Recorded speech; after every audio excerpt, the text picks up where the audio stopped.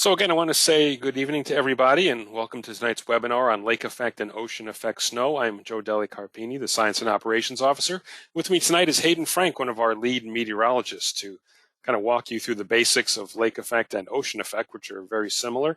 And then Hayden's going to come in and talk a little bit about an event we had in late January across southeast Massachusetts to kind of reinforce some of the points. So first of all, lake effect and ocean effect snow actually occurs kind of worldwide. It's not just here in the Northeast. I think most people are most familiar around the Great Lakes, maybe even the Great Salt Lake, but it's actually pretty prevalent in Japan, also in parts of the North Sea, and also the Black Sea and the Caspian Sea in Asia. Those areas receive what's called, well, it's more ocean or sea effect snow, but kind of the same process. But by far, I think most people are familiar with lake effect snow around the Great Lakes. So just a few scenes from some lake effect snow. This was my old stomping grounds when I was in college. These aren't from then. These are more recent, but just to show you some of the snow that has occurred there. And during my 4 years, we had one time there was about 5 feet of snow on the ground at one point. Most of the time, the bands kind of moved through, heading south to Syracuse or heading north to Watertown. And we'd be in the snow for a couple of hours, but I do remember on one occasion it stuck over us all day, and we got about 26 inches of snow in about an 8-hour period. So I'm usually measuring snow in feet east of Lake Ontario. Not unusual. Not so much the case with ocean effect. That's kind of the little brother to lake effect, but same process. So I was able to study that in Oswego and kind of brought the same concepts here to southern New England for ocean effect snow. So I'm going to start with just a kind of a basic overview of the whole process. What happens is you have Arctic air traveling across a lake or over the ocean. It picks up heat and moisture and becomes unstable. And then cloud and snow formation is kind of enhanced by wind and even terrain convergence. More wind here on the east coast of Massachusetts, but terrain east of the Great Lakes. If you notice the ingredients, they should look familiar to you.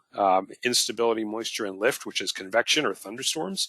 So it's kind of the same process, just on a much smaller scale. And also wind considerations are important. The wind direction determines the location of the snow bands or where they're going to be affecting. And then the amount of directional shear determines the type of bands, whether you have one long single band of snow or a number of bands known as multi-band snow. And here with ocean effect snow, it's typically multi-bands because of the wind direction. We really don't see the single band too often, but we can, and I'll get to that in a little bit. So the main differences between lake effect and ocean effect snow is that ocean effect snow occurs on a smaller and more shallow scale. It's a much more shallow process. The whole depth of the circulation is usually less than 3,000 feet, whereas with lake effect, as you see in the radar image there, it can be 5,000 feet or even higher. I've seen some cases where the depth is almost 10,000 feet in extreme cases. And as I mentioned, usually multiple bands of snow. That's with the orientation of the wind to the shoreline, as opposed to these larger single bands that we see over the Great Lakes. And as a result, the snowfall rates and snowfall amounts are usually much less than what we see from lake effect snow. So just to kind of show you the depth, this is looking at a kind of a typical sounding, and if you're not familiar with it, this is height kind of on the left, so the higher you're going up on the left, and the temperature's warming as you go right. With lake effect snow, it's usually about 5,000 feet, or can be higher, for the depth of the circulation. That's anything below the black line. Whereas with ocean effect, it's much more shallow, typically less than 3,000 feet. So similar process, just on a much smaller scale. So as I mentioned, ocean effect, lake effect, it's convection. And similar to summertime thunderstorms, we need to look at instability, moisture, and lift. So when we talk about instability here, we're talking about the temperature difference between the air and the water, or the sea surface temperature. The moisture we obviously need for clouds and snow production. And then for lift, it comes in two ways. Sometimes it comes on a larger scale, and I'll show an example of that. Or a lot of times it's more just from low-level wind convergence. And I'll show you, and actually Hayden will show a nice example of that from our recent event on January 21st. So when we talk about frictional convergence, that means the difference that you get this convergence because of difference in friction between the smooth water and kind of the roughness of the land. So this is an example here of the Great Lakes. But if we kind of turn the picture sideways a little bit, you can kind of pretend this is maybe the eastern coast of Massachusetts, and this would be the Atlantic Ocean. Plymouth County would be here, maybe Cape Cod down here. So as the wind flows from the north or northeast, you get convergence along to the right of the wind. So this would be convergence all along the eastern coast of Massachusetts, and that helps focus these snow bands. And really, the direction of the wind, where is it due north, is it maybe more northeast, is going to focus where on shore those bands are going to end up. So you'll see an example of that from our event review in a little bit. When we talk about large-scale forcing, that's what we call the synoptic scale forcing, and that's usually from an approaching upper trough. So we usually look at about 500 millibars, roughly 18,000 feet in the atmosphere. It's kind of our steering level. And a trough coming through, there's lift out ahead of it here. So as this trough comes across the Great Lakes and approaches New England, there's large-scale lift going on, and that can help enhance some of the ocean or even lake effect snow. And then behind it, it actually gets colder, so some of that cold air can make the air overall more unstable. So you're enhancing in two ways, getting a little bit of lift ahead of it, and then when it comes through, you get this cold air, or what's called cold advection, the cold air rushing in, that can actually lift that capping inversion to make the air more unstable. So having the presence of these troughs can also enhance the activity quite a bit. Some of the other considerations, again, the capping inversion, that's kind of the lid for how high the clouds can form. And we talk about that with thunderstorms too. In this case, it's much, much lower. Again, for ocean effect snow, you're typically looking at about 3,000 feet or so. And here's an example looking at a sounding, and I'll get into soundings a little bit more. But temperature decreases with height, and then when it stops and starts to increase with height, that's where your inversion is. So this is the layer below the inversion where we're looking at things like wind and temperature difference for ocean effect snow. And we also have to have moisture, obviously. Typically, like a relative humidity of 60% or greater will work. If it's less than 50%, it usually takes a good 12 hours to kind of saturate the lower levels and generate clouds and precipitation. So those are two kind of key things to look at. Again, the height of the inversion, and then we'll go into some of the details with temperature difference and things like wind direction. But also you have to make sure you have moisture. I think Hayden and I have seen plenty of cases where they look pretty good, but we just didn't have the moisture and really nothing happened. Sometimes you just get cloud bands coming in offshore, and that's it. So another consideration during the daytime, and this happens quite a bit in early or late season events, is something we call kind of the spray gun effect. Think of like a spray paint gun that just kind of blasts paint all over a wall. Even when you have a lot of instability, daytime heating can disrupt the organized bands. So this time of year, February, even into March, the sun angle is getting higher, sun's getting stronger, so it's going to have more of an effect than it would in December or like mid-January. And aside from the warming temperatures, the snow obviously has a more difficult time accumulating during the day, unless it comes down hard with a high snowfall rate. But overall, the best accumulations tend to occur at night, when that band circulation is maximized and you have less influence from daytime heating. So something like 4 to 7 in the morning tends to see the best time for getting these bands organized. So as far as forecasting lake effect and ocean effect snow, if you've seen our briefings before, we kind of start with a big picture and work our way down, and this is kind of the same process here. So for the big picture, we want to check the models on a large scale, or the SPC mesoanalysis maps, two examples here. This is at 850 millibars, which is about 5,000 feet, and probably just above where the ocean effect's going to occur, but it's used a lot in lake effect snow because it's a good level for that, and it still works for us as well. You want to find what's called a cyclonic flow aloft, so that's this kind of flow here, where you have a dip kind of in these height contours, and the ridge, which is kind of the bump in the contours, is to the west of New England. This ensures that you don't have too much downward motion. You have weak upward motion across the region. So again, cyclonic flow with some sort of trough here in the east. You can see it on the SPC map and on this model forecast too, with the ridge axis well to our west. Because once the ridge axis comes over us, it pretty much squashes the activity. So on the surface now, you want to look for the surface high pressure system in a favorable position. So by far, this is our most common setup with high pressure somewhere over the Great Lakes or Ohio Valley and a north or northeast wind flow along the coast, as you can see in the circled area there. And this is really, again, it's our most common setup. And you can see in this model forecast, there's actually some snow or precipitation there just off the coast. But you can also get it in a couple of different ways. You can actually get it with the surface high directly overhead, which you wouldn't expect. But in this case, you can form some clouds and even flurries with a land breeze. So that produces very weak convergence right along the immediate shore. So it won't extend very far inland. It will be right along the immediate coast. And a land breeze, if you're not familiar with it, is when you have the wind blowing from the land to the ocean. It typically occurs kind of first thing in the morning during the wintertime, and you can just have a very light wind field and a little bit of convergence actually coming in from the ocean too. So you get a little convergence zone setting up right along the coast here, and it just is, again, it's just along the immediate coast, doesn't extend too far inland, but sometimes you can pile up, an inch or two of kind of fluffy snow. It doesn't happen often, but usually when we have an Arctic air mass right over us, you can certainly see this happen. And this is just kind of a diagram showing what it means and a couple of examples. So if it's Cape Cod Bay, it might look something like this, where you've got some wind, blowing offshore, just coming a little bit onshore. Along the eastern Mass coast, you might see a pattern kind of like this, where you've got these little bands of convergence and then what's called divergence, where it's clear in between. But again, just kind of focused along the immediate coast in this situation. And then the other thing, when I talked about having a single band, it's rare, but this is kind of the setup where that would occur. Sometimes we have the high pressure just offshore, and it's an Arctic high pressure, so it's very cold over the region. When we get into that southwest flow behind it, which is usually when we start to turn a little bit milder, the departing Arctic air mass, you can almost get an ocean effect band extending from, say, almost Block Island to Nantucket or somewhere along the south coast, depending on the wind direction.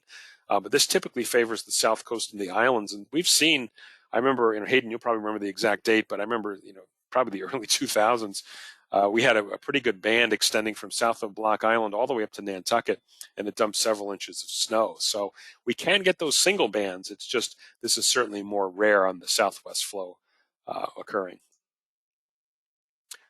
So the next thing to look at is the temperature difference between the sea surface and the inversion. So what we're doing is we're taking the temperature difference between roughly the sea surface temperature, which you can get from buoys that observe that, and the height of the inversion, which is on a sounding, and I'll show you how to do that. But the rule of thumb is you're looking for at least a difference of 8 degrees Celsius.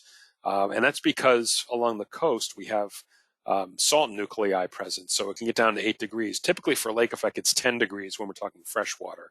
But the fact that we're dealing with the ocean, we can get away with about 8 degrees difference from there. Getting into snow showers, steadier snow showers that start to accumulate, you're talking about a 13 degrees Celsius difference. And sometimes if the bands are persistent enough, you can get some significant accumulations. And true snow squalls, where you're getting those really, heavy bands of snow, that's looking about a 20 degrees Celsius difference. That's pretty rare here, but it certainly can occur. There was an event back in January of 1999 where we actually had nearly a foot of snow in Plymouth County from an ocean effect event that happened before a winter storm was heading up the coast. So it does happen. It's pretty rare. So focusing in now, we call this the mesoscale, just meaning kind of a regional or smaller scale.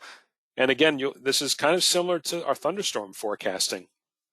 So we have instability, moisture, and lift. And then the wind in the steering layer is kind of the next thing. So where do the bands set up? And what's the wind speed and the directional shear in that steering layer to assess the band strength and also the type? So for this, we like to focus on the higher resolution models and ensembles. So things we've talked about before, we've shown before the HREF, which is an ensemble, the 3 kilometer NAM model, the HER model, or the rapid refresh model. Those are all very good. And what we do to look at some of the data even more closely is to use these BuffKit model soundings. So if you're not familiar with BuffKit, it's free software. It's used to view model forecast soundings, and I'm going to show a few of those here, and Hayden will too. It's free. Again, you can find it doing a simple online search. Just put BuffKit in your search engine. You should find a number of sites where you can download it for free, and also a number of sites also have free data that you can pull in, because you'll need to pull in the latest model data. I think the College of DuPage is one of them. Penn State might be another. But it was developed at the forecast office in Buffalo, New York back in 1995, specifically for lake effect snow, and now it's widely used throughout the meteorological community, including not just the Weather Service, but the university and research communities. And it can be used for a variety of different weather events, not just lake effect or ocean effect snow, but things like precipitation type, determination, or even severe weather, we use it quite a bit. So it has a lot of broad applications. If you want to download it, go ahead. If you have any questions, you can certainly contact me and I can help you get it set up and running. It's not too difficult. So when we use BuffKit for lake effect to kind of fine tune the details, we look at a number of different indices and really focusing on three here today. One is called lake-induced CAPE, and remember CAPE is essentially the amount of instability. We use it again with thunderstorms, but this is more from the lake or the ocean CAPE. And then we use a thing called normalized CAPE, which we also use for thunderstorms. It kind of looks at the amount of instability over a given layer. So remember that lake effect and ocean effect, they're both pretty shallow. They don't extend too far up in the atmosphere. So we want to look at CAPE over that small layer, not over the whole entire atmosphere up to, say, 30,000 feet. And then again, we want to look at wind in that mixing layer. So I'll show you kind of ways to assess that.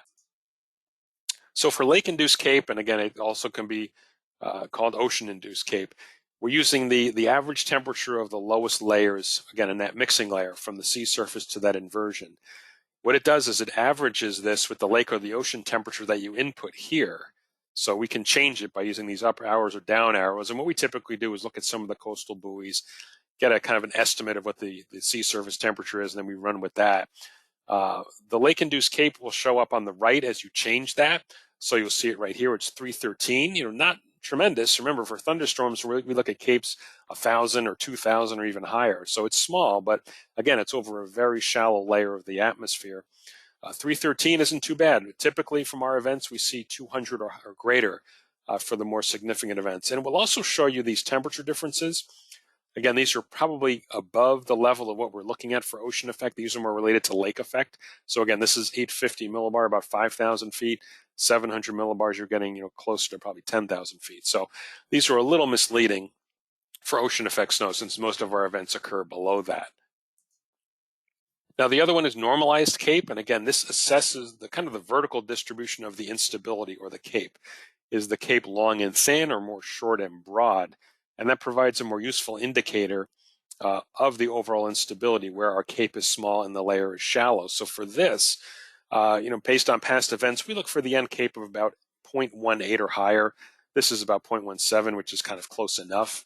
But anything significantly lower than that isn't going to be favorable for ocean effect snow here. We typically want that 0.18 roughly or higher. And then there's wind considerations. So this is where you start to look at where the bands are going to set up. So again, looking at this sounding, this is essentially where your inversion is at the top here in the gray. So we're looking at wind kind of below that. So in this case, we're looking at the mean wind, and this is called the mixing layer. We don't want to use the surface wind at the very bottom because there are frictional effects which can kind of offset that. But we're looking at the wind kind of right here. So in this example, we're looking at winds kind of out of the north-northwest at about 15 to 20 knots. So this would tell us, the amount of shear. There's not a lot you can eyeball. There's not a lot of change in wind direction here, very slight. So that's good. Again, most of our events tend to be these multiple bands, and we'll take a look at that in our event review, just because of the direction and kind of the open fetch of the water. And those single bands are rare, but possible, as I showed you, with that kind of west or even southwest flow when we have a departing air mass. So kind of the rules of thumb when we talk about directional shear, and again, we're focused on this layer beneath our inversion. If it's less than 30 degrees, that's the best for the more intense bands to occur. If we're looking at about 30 to 60 degrees, we can still have snow bands form, but they tend to be weaker and less organized, but you could still get accumulating snow out of that. But then when you get to 60 degrees or greater difference in wind direction, the band formation is disrupted and you'll end up with flurries or even just nothing at all, sometimes just clouds. So again, you're kind of looking at the change in the wind direction within this layer, and you can sample it using BuffKit to kind of get kind of an exact direction. Now, speed kind of works the same way. There's, again, 15 knots, less than 15 knots is too light. You just don't get enough, convergence and enough things going on to kind of generate snow bands. 15 to 20 knots is kind of preferred, and that's what we're seeing here, roughly in this mixing layer. That gives us kind of the best residence time over the water to pick up moisture and the best convergence when it hits into the shore. But if you're greater than 20 knots, our experience has been that's kind of too strong. That'll disrupt the organized bands. You don't have a lot of the air parcels don't have a lot of residence time over the water to pick up moisture. So again, you're looking at less than 30 degrees of shear and about 15 to 20 knots of wind in that mixing layer is kind of the sweet spot for getting the best ocean effect bands. So from here, I'm going to hand it over to Hayden. He's going to kind of put it all together, going through some of the basics and taking a look at our Ocean Effect Snow event from January 21st, which, Hayden, I think it was one of the more significant events we've had in a number of years. Usually we'll see a few events on the Cape that give an inch or two, but this was a little bit more robust, I would think. We had some 4 or 5 inch totals. So I will hand it over to you at this point, Hayden. All right, great. Thank you, Joe. And yes, we don't get these events too often. Usually, as Joe said, they're, a coating to an inch on the Cape. What's interesting is when we do get them to be somewhat significant, they tend to be more west into Plymouth County as opposed to Cape Cod. And we'll talk about that as we go through this presentation. But this is a picture from Plymouth County there. And as we go forward, one more slide, you'll see the snowfall amounts. And one thing that'll catch your eye on these is the narrow nature of this ocean effect snowfall. And this is a typical scenario. You're not going to get, a widespread 3 to 5, 3 to 6 inches. It's going to be in very narrow bands because of the way the snow is created. And we'll look at that in a bit on radar. But you notice how you have, a swath of 3 to 5 inches, but you go a few miles east or west of that, you're generally just dealing with a coating to an inch. So one thing we try to communicate when we do forecast these ocean effect snow events is a very wide range in accumulations from just a mile or two can make a big difference in the amounts. And that's something to keep in mind. They're very, as we call in meteorology, mesoscale. So a slight difference here makes a big difference in the accumulations. So this is some webcam views from Friday morning. This is Bourne, Massachusetts. You can see the ocean effect snow bands beginning to set up there. You see some white on the roadways. It was actually really cold, so the snow was able to easily stick, which allowed for some of those higher accumulations. And again, this is some more pictures around the Bourne area. You can see the ground starting to be covered from that ocean effect snow. And it actually got going through the morning. It actually picked up in intensity, and we'll kind of explain why here in a bit. You can see the vantage point from some other webcams. This is Route 28, and Route 6 by the Sagamore Bridge. Visibility getting lower with those ocean effect snow bands coming in. And this was the Mass Maritime Academy. So you can see the snow just beginning to accumulate. And one thing you'll know, this is actually from Andy Nash, our MIC, in Duxbury Beach. If you look at this picture, you see the darkness of the clouds on the left of there, and then that brightness on the right. That's actually where you see the main ocean effect snow band. So depending on, you can see it because it's out over the ocean there, but that shows you just how these amounts can vary over, say, a half mile. You get 3-4 inches here, and then barely a half inch a mile or two away. So that's the unique thing with these ocean effect snow bands that we usually don't see when we're talking about our normal snowstorms that we're dealing with in southern New England. So one thing that's evolved with the satellite imagery, we've got a lot better satellites over the last few years. The GOES 16 went up a couple years ago. So this is our visible band here, and you'll notice some high clouds streaming in from the west, and you'll also notice some lower clouds kind of moving in the opposite direction, more north to south here. You could definitely see that. But if we look at that at different bands, you can see it a lot better.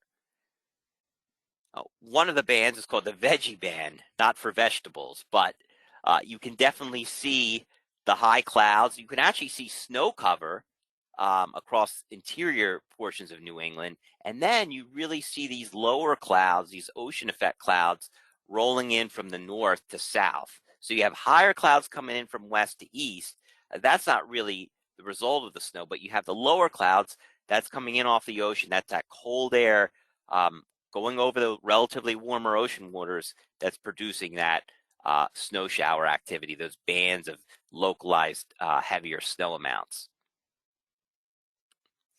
And then this is another band that we have used using called True Color. And if we rotate this one, not sure if this one will loop or not. No, this is just a still image, Hayden. Okay. But again, you could just by the structure there, you can see those lower clouds coming in across the Cape. And as you look west, you see the higher clouds over the rest of southern New England. So a very localized snowstorm for Plymouth County and parts of the Cape. So here's a radar loop, and you'll notice it's in using the purple white. We have something called that we can set our radar to. It's called clear air return, and that actually allows us to see the snowfall better because lake effect snow, it can be really low, as Joe indicated. It's created shallow in nature, so you really want to look at the finer details, and this clear air radar mode allows us to do that, and we can set that locally. We can set up different color curves so we can view that better. But notice the big streamer heading into Plymouth County as the morning evolved there. You could really see that line there, and that's why they got, the 3 to 5 inches.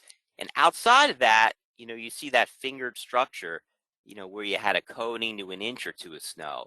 And that's typically what we are dealing with when we talk about ocean effect snow. One of the reasons for that is because normally we have a north-northwest wind, and the fetch over the ocean is a lot less than if it's north-northeast, which we had in this case. And there's also a little bit of, believe it or not, terrain. We don't think of it as terrain, but there is a little upwards in elevation as you get into parts of Plymouth County, and that can also help to enhance the snowfall. So a lot of different moving parts that ocean effect snow involves.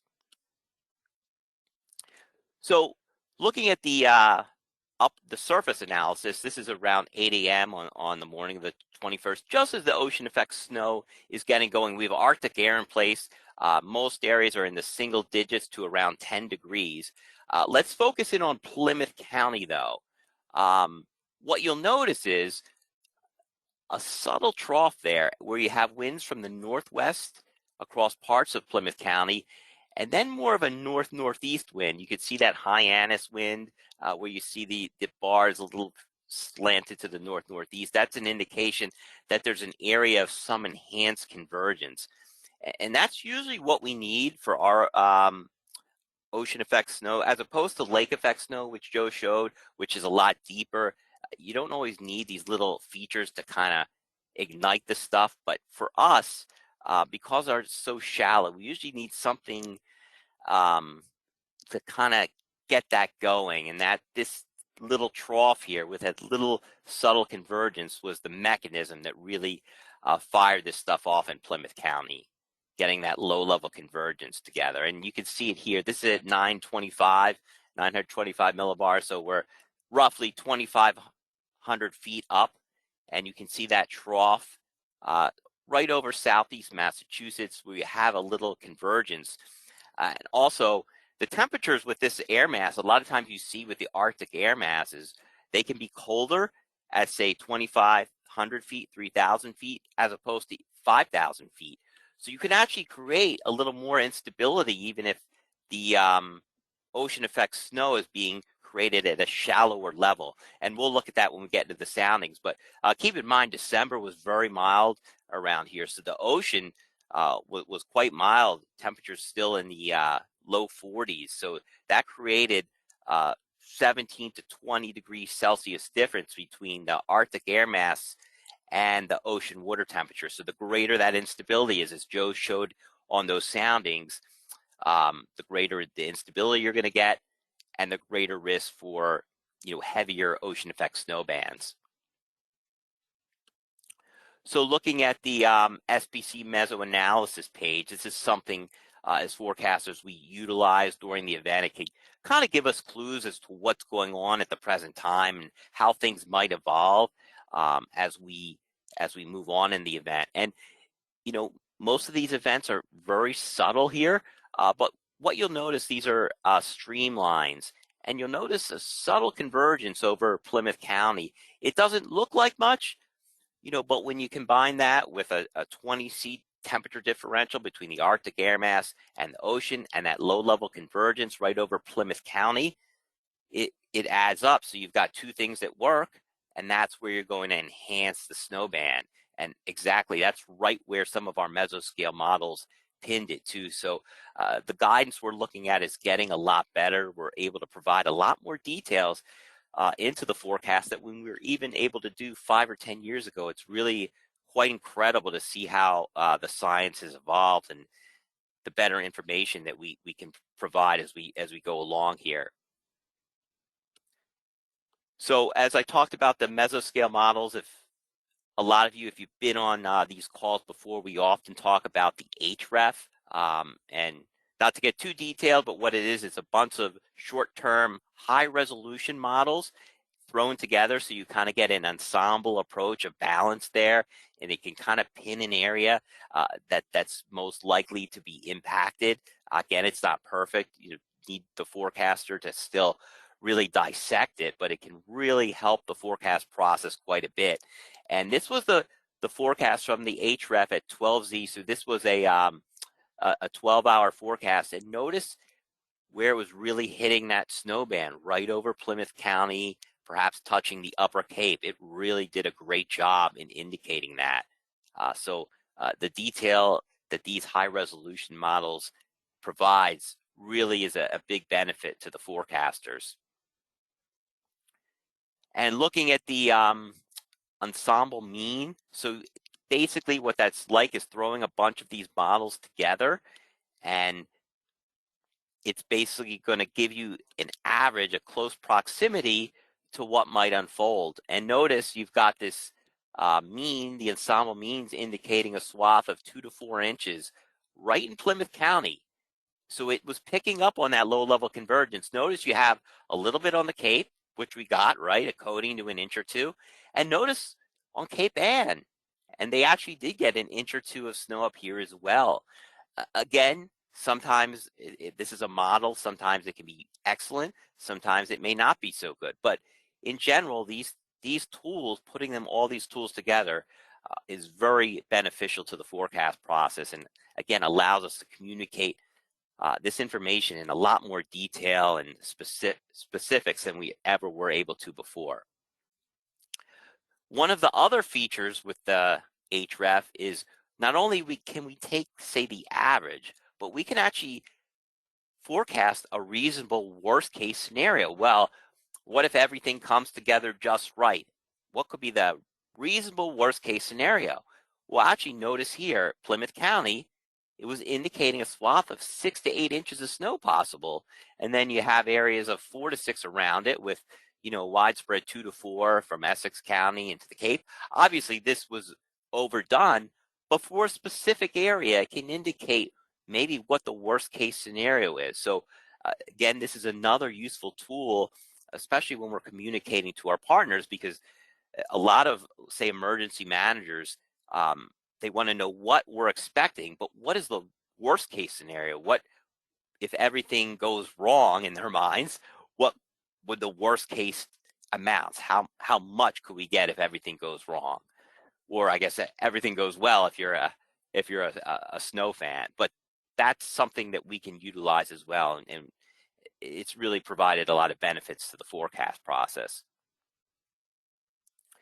So we're going to go looking at the soundings, and this is what Joe showed earlier in the presentation. Now we're actually applying it to this specific event. So this was very early in the morning. This was when the snow bands were just about to get going. They were just in the process of starting, and then initially the actual mix layer was quite low to the ground. So you basically, only up to around 1,500, 2,000 feet. So even if you have a lot of instability in that area and you have the winds aligned, it can really be tough to generate, significant snowfall, um, even if all the ingredients are in place, because you just don't have the depth. You need some depth. Again, it doesn't have to be like you see the lake effect, but it has to be a little bit higher to get significant snowfall. Even if you have well-aligned north-northwest winds, everything here was set up except we needed at that point the mixed layer to get a little bit higher. And that's what exactly happened here a few hours later. This is around 1 p.m. So look, now you can see that mixed layer deepened above 900. It looks like it's about 875 millibars here. So that's pretty good for Plymouth County. And notice this area of saturation, this large area of saturation now. So you have a much bigger cloud depth, and that's important. So you need not only you want that mixing layer usually up towards at least 900 millibars. It can be lower, but for significant snowfall, you really want to get it up even higher if you can do that. And you also want a fairly substantial cloud depth. You don't want to just see a little saturation. Notice the much deeper saturation than what we saw early in the morning. And look at these winds in this area here.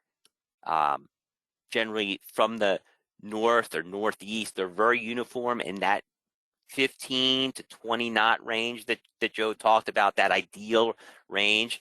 And you actually, believe it or not, had more instability from 875. If you use what the tool gave you from 850, it just it computes it. It gave a 19-degree differential from the ocean, but in reality, you were actually a little bit colder here, a couple degrees colder. So you were, 21, 22-degree differential from the top of the mixed layer. So, not necessarily looking at 850. You want to look from that top of the mixed layer, what the temperature is there, and then at the ocean, and that's your difference. That's where that's the difference that counts. And that's going to contribute to this normalized CAPE, which was 0.165.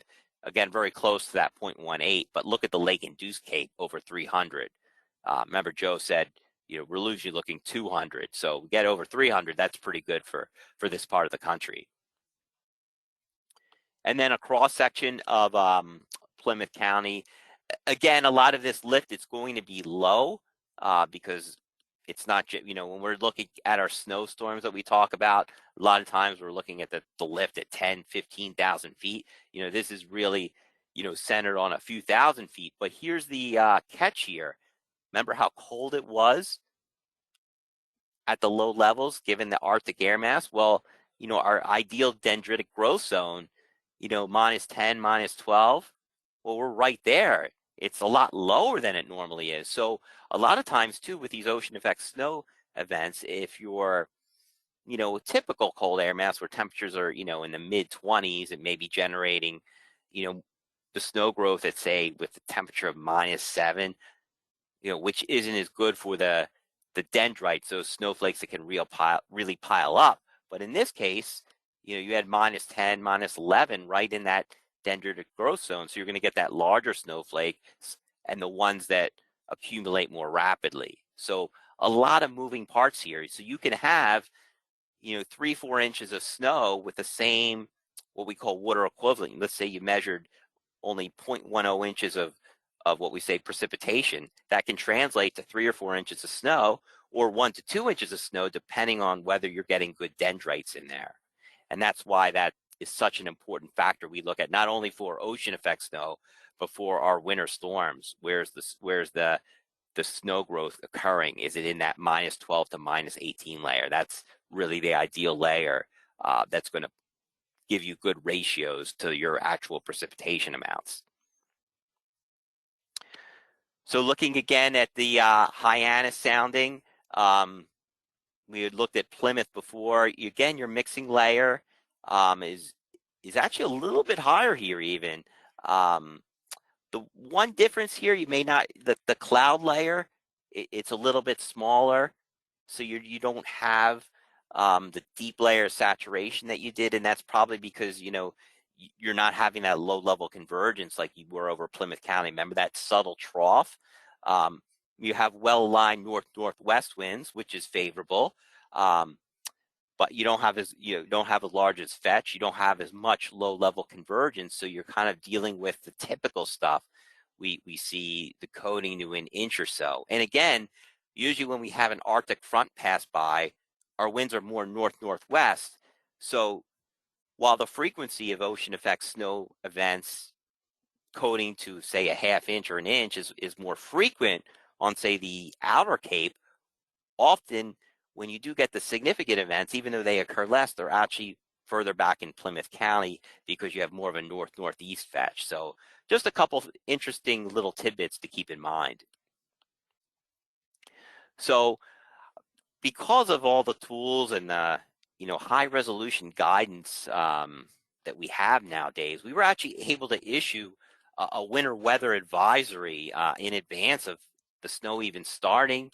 How we worded it was total of 1 to 4 inches with localized 5-inch amounts possible, poor visibility, and period of greatest accumulation. We were able to kind of highlight more specifics. And again, it's hard to measure this type of snow because it's usually a drier snow and it's windy. A lot of times, 20, 30, 35 mile an hour winds. So it can be drifting around. It can be quite difficult to measure. But I will say, 5, 10 years ago, will we have had a winter weather advisory for just Plymouth and the Cape? My guess is probably not. We just didn't have as many tools in the arsenal that we do today. So just benefits of technology. And ocean effect snow accumulations, this is actually what we forecast. So we actually were able to pretty much nail down this swath here of like 1 to 5 inches, Plymouth County to Upper Cape. This is what fell. It was very close to what we had. Obviously, this is based on some of the reports we received. Maybe it ended up a little further northwest, but still very, very accurate. And again, the localized 3 to 5 inch amounts that occurred in Plymouth County, it is rare to see much more than that because these bands tend to shift around. A subtle change in the wind, may shift the band from a mile east of Route 3 to a mile west of Route 3. So it's hard to keep the band in the exact same place for a significant amount of time. So again, it's very rare to see amounts beyond advisory levels. Even to get advisory levels is pretty rare, but to see them exceed advisory levels, obviously that event in January of 1999 was a freak setup. It happens once in a while where you can get, a foot and a half of snow in Plymouth County, but again, that's pretty unusual. And keeping the wind shear and the speed in the same area, you don't want the winds shifting direction within that mixing layer. You want it within 30 degrees of each other. So you want, say, north-northeast or north-northwest. But if it's shifting from, say, northwest to northeast in that layer, that's going to limit the amount of ocean effect snow that you're going to be able to generate.